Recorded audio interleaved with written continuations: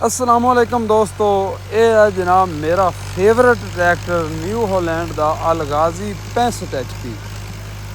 गाजी 65 HP कमो बेश दोस्तों मैं 8 साल चलाया है और 8 साल दे विच मैं 40 एकड़ आलू की काश्त असी करते रहे हैं तो आलू की जमीन भी इहदे नाल बनाते सी ते रूटर का तो जनाब ये बादशाह है। 60 कटर 66 कटर लभ जाए इन्हें नहीं कुछ है समझना।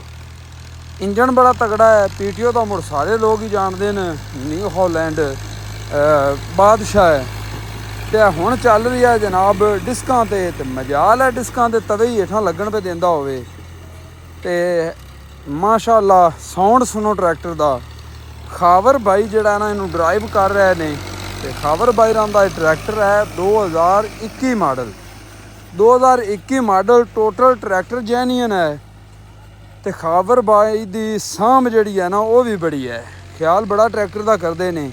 तो ट्रैक्टर का जोड़ा साउंड है ना यार ये ईमान नहीं है कि दिल में चुभ जाता है। एडा प्यारा साउंड है ना ट्रैक्टर का, देखो आँदा ना दिया गजदा तो डिस्क नूं तो मियाँ कुछ समझदा ही नहीं पिया। टोरा वेखो तां ही लोग इनू कहते हैं जनाब निक्के विचों निक्का ते वड्डियां विचों वड्डा, यानी कि तेल जिहड़ा वो बिल्कुल थोड़ा जिहा पींदा है ते काम जनाब वड्डे ट्रैक्टर जिन्ना करता है। ते कीमत छोटे ट्रैक्टर दी ते जोर ते काम वड्डे ट्रैक्टर वाला।